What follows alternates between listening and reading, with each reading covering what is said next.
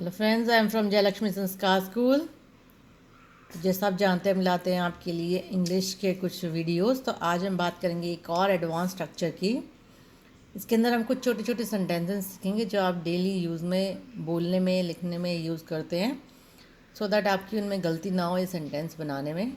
तो सबसे पहले जो हम यहाँ पे फ्रेज देख रहे हैं, छोटे छोटे फ्रेजेस होते हैं जो कॉम्बिनेशन ऑफ कुछ सेंटेंसेस होते हैं, वो फ्रेजेस होते हैं। जैसे फिर भी एक फ्रेज़ है। इसको अगर आप इंग्लिश में लिखना चाहेंगे तो यह बनता है even then.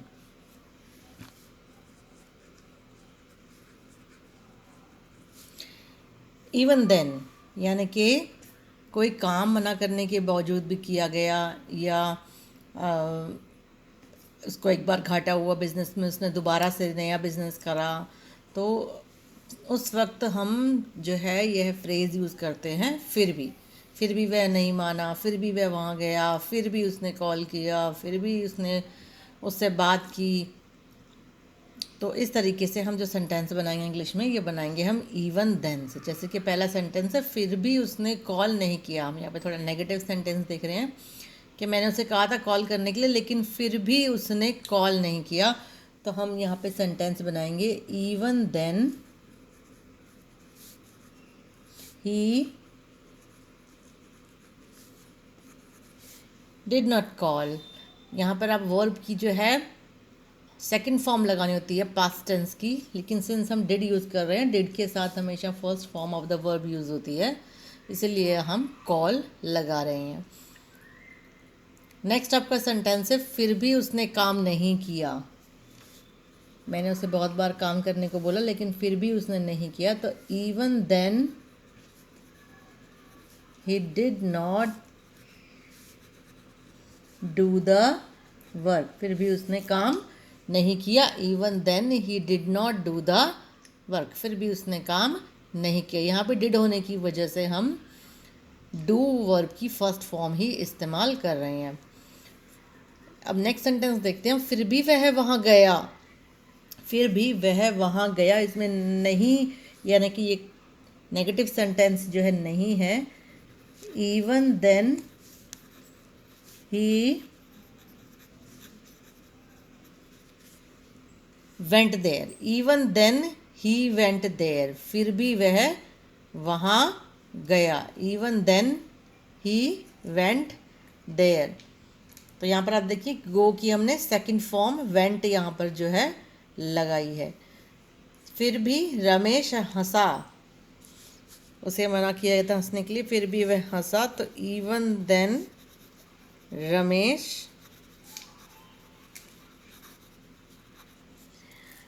Laughed. Even then Ramesh laughed, यानी कि हंसा कि लाफ इंग्लिश हमने सेकंड फॉर्म आप देखेंगे लाफ्ड यहाँ पर यूज़ करी है। तो इवन देन रमेश लाफ्ड। तो इस तरीके से हम ये जो स्ट्रक्चर है फिर भी इसको हम इस्तेमाल कर सकते हैं। इसमें आप वर्ब की सेकंड फॉर्म यानी कि पास्ट टेंस के साथ यूज़ करेंगे, लेकिन अगर आप डिड नॉट का यूज़ कर रहे हैं तो फिर वहाँ पर आप वर्ब की फर्स्ट फॉर्म ही यूज़ करेंगे। ठीक है। नेक्स्ट जो आपका फ्रेज़ है वह है आज भी। आज भी की आपकी इंग्लिश बन जाती है इवन टुडे। आज भी, इवन टुडे। आज भी बारिश हुई। आज भी बारिश हुई, कल भी हुई थी और आज भी हुई है। तो इवन टुडे इट रेन्ड। आज भी बारिश हुई, इवन टुडे इट रेन्ड। यहाँ भी आप वर्ब की सेकंड फॉर्म यानी कि पास्ट टेंस वाली फॉर्म ही यूज़ करेंगे। आज भी वह ऑफिस नहीं गया। मैं जितने दिन से ऑफिस नहीं जा रहा था और आज भी वह नहीं गया है। तो इवन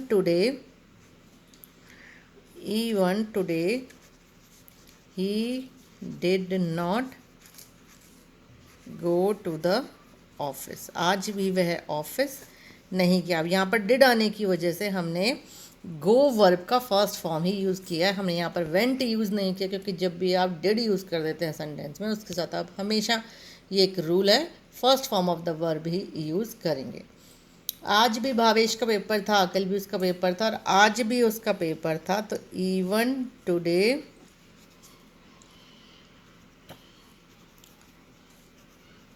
इट वॉज भावेश's पेपर। तो आज भी भावेश का, भावेश मीन्स भावेश का पेपर था, एग्ज़ाम था। आज भी भावेश का एग्ज़ाम था। तो even today it was Bhavesh paper, Bhavesh का एग्ज़ाम था, भावेश का पेपर था। तो इस तरीके से आप आज भी से सेंटेंसेस बना सकते हैं। अब आप कमेंट बॉक्स में यह डालिए बना करके कि आज भी वह शराब नहीं पीता, पहले भी नहीं पीता था और अब भी नहीं पीता, आज भी वह शराब नहीं पीता। तो इसका आप आंसर कमेंट बॉक्स में डालिए, इसकी इंग्लिश क्या होगी। नेक्स्ट जो हम कर रहे हैं फ्रेज़ वो है कहीं भी। कहीं भी मीन्स एनीवेयर, इंग्लिश में उसे हम कहते हैं एनीवेयर। जगह के लिए हम यह यूज़ करते हैं। तुम कहीं भी पढ़ सकते हो, तो यू कैन स्टडी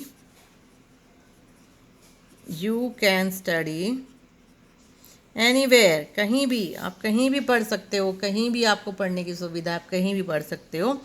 बच्चे कहीं भी खेल सकते हैं, बच्चे की इंग्लिश हो जाती है चिल्ड्रन, तो चिल्ड्रन कैन प्ले, खेल सकते हैं कहाँ, कहीं भी, यानी कि एनी वेयर।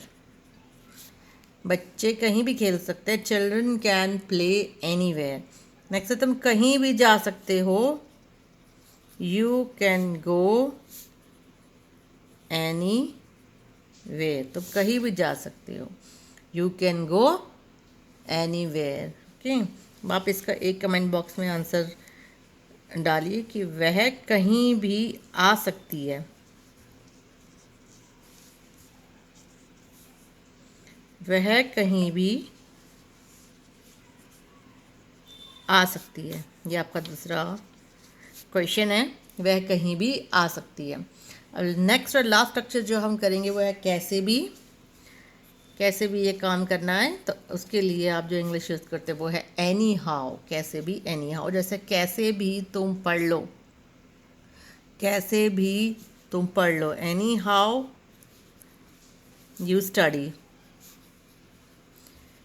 या एनी हाउ आप पीछे भी लगा सकते हो, यू स्टडी एनी हाउ, कि तुम्हें कैसे भी पढ़ना पड़ेगा, तुम्हें कैसे भी पढ़ना होगा। कैसे भी करके तुम वहाँ जाओ, चाहे कुछ भी नहीं है, साधन नहीं जाने की, लेकिन तुम्हें कैसे भी वहाँ जाना ही पड़ेगा, तो कैसे भी करके तुम वहाँ जाओ, anyhow you go there, तुम वहाँ जाओ, कैसे भी means anyhow you go there. Next, कैसे भी करके मुझे पैसे दो, मेरे पास है नहीं है, कहीं से अरेंज करके दो, मुझे कैसे भी करके पैसे दो, तो any how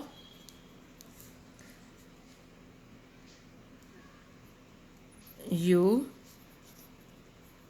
give me money, कैसे भी करके मुझे पैसे दो, any how you give me money. तो आज हमने ये स्ट्रक्चर्स किए कुछ 4 फ्रेजेस के, फिर भी, आज भी, कहीं भी और कैसे भी। अगर आपको कोई डाउट है तो आप कमेंट बॉक्स में डाल सकते हो, कि जो 2 क्वेश्चन दिए हैं इनको इंग्लिश में कन्वर्ट करके आप कमेंट बॉक्स में डालिए। आई होप ये वीडियो आपके लिए हेल्पफुल रहा होगा। If you like then please like, share and subscribe. Thank you guys.